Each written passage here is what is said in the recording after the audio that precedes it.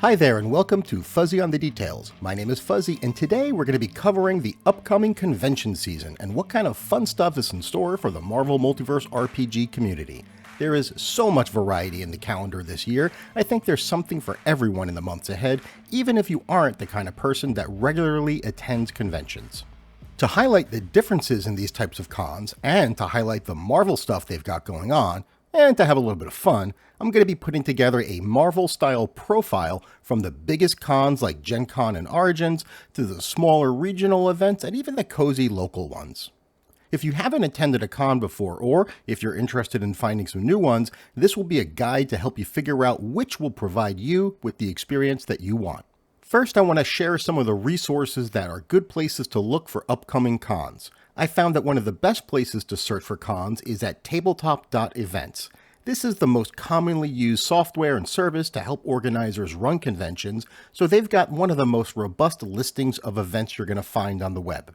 One piece of advice I give if you're going to be searching this site is to be a little flexible with your search queries as you look for games. Searching for New Jersey and NJ will give you different results as you can see on the screen here. And the same goes for country searches, where Canada gets you no hits, but Calgary gets you 2, I suppose because the country field is not indexed. Something to keep in mind. Another great site to search is Board Game Geek's Game Convention Calendar. You're going to find a lot of crossover between board game cons and RPG cons. Board Game Geek, of course, is going to have more shows because it includes events that don't use the tabletop.events software. Look at how many more hits I get for New Jersey, for example, but you'll have to look around yourself to see which ones of these are primarily board games and which have a lot of RPG games there. These two sites give you pretty good coverage as to what's out there, but I'm sure that some of you have your own go-to resources. Leave those for me in the comments and I will add them to the video description. Thanks. Alright, now let's build some profiles. The way I see it, cons have a size and 6 characteristics that we can rank just like ability scores. For our purposes, the presence of Marvel games specifically at these cons is important, so we'll track that. Affordability is of course a huge factor for many folks, myself included. We'll track retail presence because cons are not just a place to play games, but to buy new ones, pick up accessories, and just see what's out there in the marketplace that's new. This is a bigger deal for Marvel in 2026 than any previous year. For some, a great thing about cons is the opportunity to meet authors, game designers, artists, voice actors, and other folks who have worked on Marvel or the other games that we love. An event variety can be important. Are demos available? Are there panel discussions, live actual plays? Many cons feature more than just games. And finally, length of the event. Are you looking for just a one-day getaway, or do you have the flexibility to take a few days off of work to attend an event? First up, let's start with small local cons, and I'm going to use the one I'm attending in August of this year as an example. The 20-sided Tankard is a day-long RPG con that over the years has grown to about 100 folks. It is being held at the Broken Goblet Microbrewery, and they're accustomed to hosting events like this, including small concerts, so it's set up nicely to handle a crowd this size. It'll be a cozy atmosphere where you'll have the opportunity to play games, have good food, great beer, and really sit down and meet and chat with the other folks in attendance there. So what could you expect if you searched for and found a small local convention of around 100 people or less at a venue near you? Realistically, you're probably not going to have a ton of Marvel events on the schedule, but look at that as an opportunity. These types of events are always looking for people to run games, and that could be you. Given that all of the players are likely to be local, this will be a great way for you to find people that you can play with in person on a regular basis. So even if you haven't run a game in public before, this is a really good opportunity for you to give it a shot. A big benefit of a small con is it will definitely be the cheapest option. 20-sided Tankard is only $20 for the day, and you can even save a couple bucks more if you register before June 1st. As a one-day local event, you probably don't have to worry about hotel or travel costs. Now, these small cons are probably not going to have anything in the way of a retail presence and very likely not going to attract much in the way of VIPs. And there won't be a huge variety of events, but it will be a very small time commit, so it's ideal for people who have never been to a con before and just want to test out the waters. And as a side note, events of this size are likely going to be much better for people who have mobility issues, as everything here is going to happen in a very contained area. Next up, let's take a look at what a larger local con looks like, using Concoction as an example. I will be attending Concoction in just a few days from the time this video drops, and it isn't too late to grab a ticket, stop by, and sign up to play a game with me. Concoction will have over 500 people in attendance, so let's call that a rank 2. There are 7 games on the schedule for Marvel, including one-game sessions like Fantastic Four from the Depths, multi-part sessions like Deadpool, and demos. So, pretty good variety. Let's give them a 2 each in the M and the E there. The event is still really affordable, especially if you plan on going for more than just one day. Take a look at the discounts you get for the weekend badge versus just a Saturday badge. Depending on how far away you live, you may want to get a hotel room, but still very affordable given the length, so we'll assign 2s for both of those ability scores as well. Concoction will actually have a pretty nice sized retail presence, but there's not really going to be anything there specific to Marvel, so we're going to keep it as a 1. The reality is, for a retailer to make money at an event this size with only 500 people, they're going to have to bring products that have a wide appeal, and that might limit some retailers. There will be some local game stores in attendance though, and even a flea market where attendees can set up and sell used items, so you can probably still find some cool things related to Marvel. If you do show up to an event this size and you see a local store owner there, be sure to talk to them about Marvel, and maybe next time they'll carry more stuff with them. On the VIP side, using Concoction as an example, the biggest name there is going to be Professor Dungeon Master, who just happens to be one of my favorite YouTubers. So for me, that's pretty cool. So I think if you're looking at similarly sized events near your home, there's probably a decent chance you might have somebody in attendance that has a connection to MMORPG.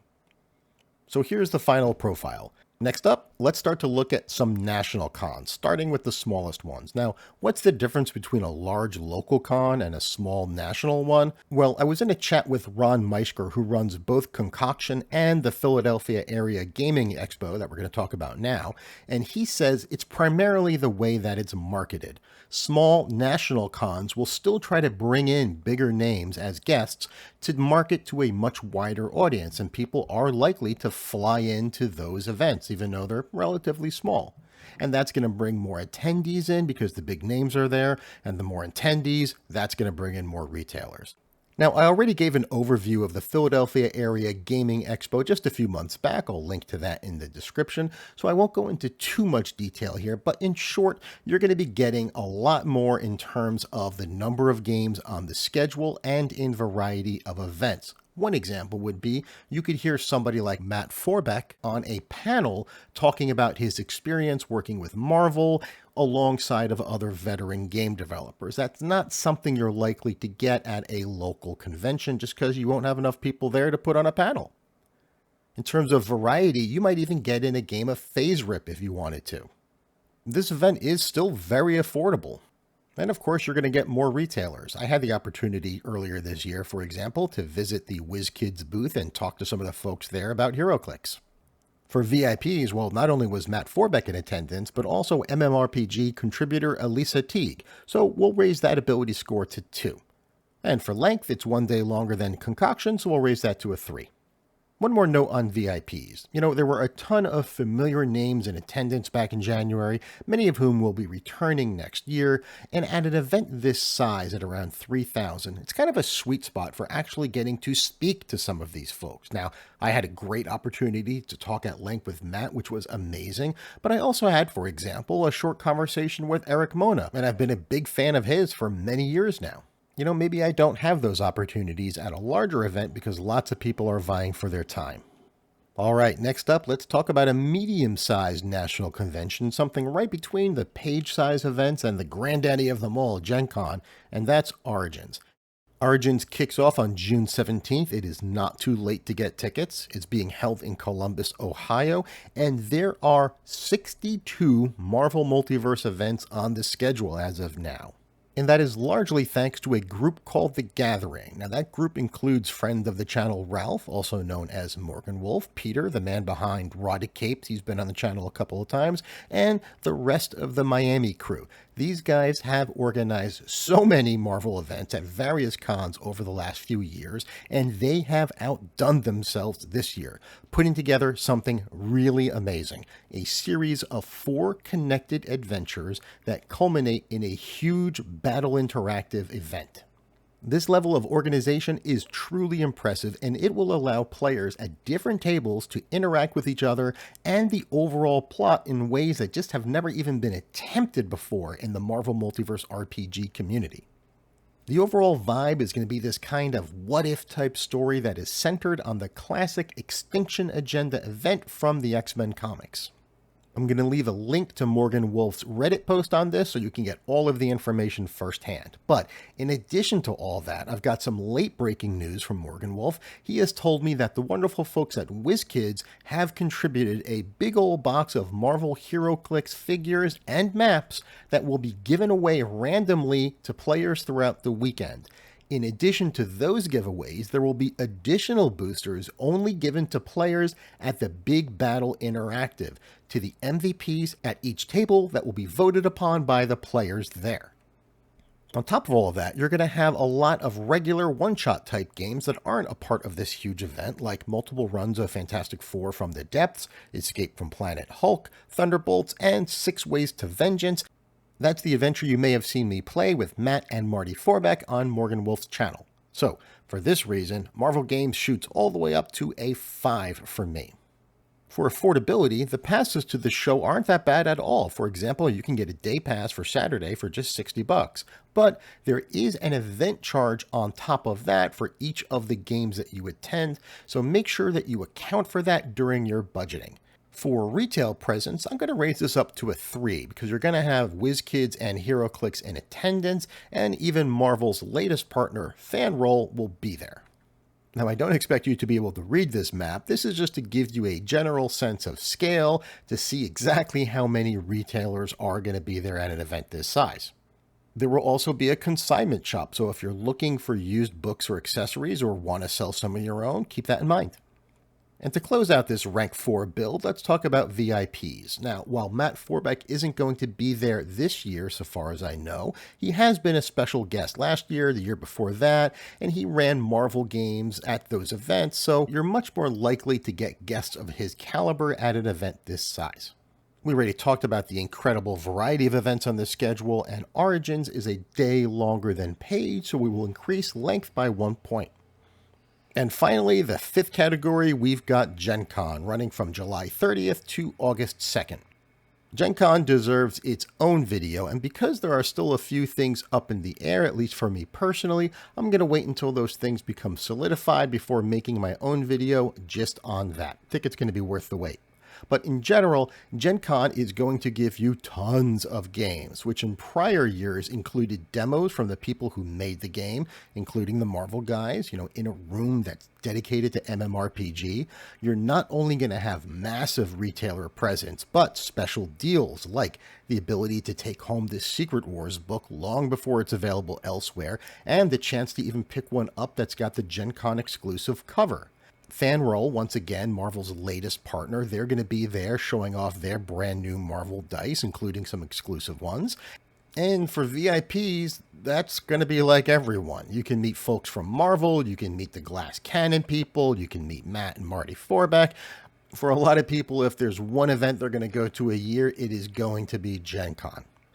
And as far as variety goes, that's off the charts because there's not just games that are held at Gen Con. There's always the possibility you can see a Marvel live show like GCN has done in the past.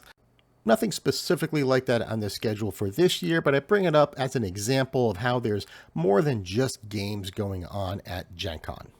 Anyway, there will be a lot more to come as far as Gen Con goes in the next month or two, so stay tuned.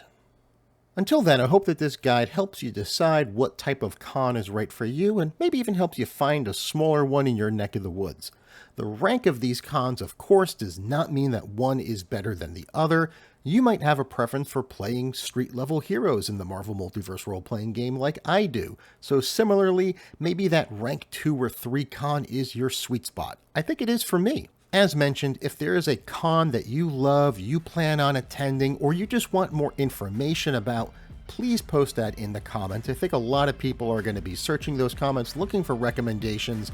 So let's share the things that we love and help others be exposed to them. Thank you guys so much, as always, for all of your support, and I hope you have a great day. Bye-bye.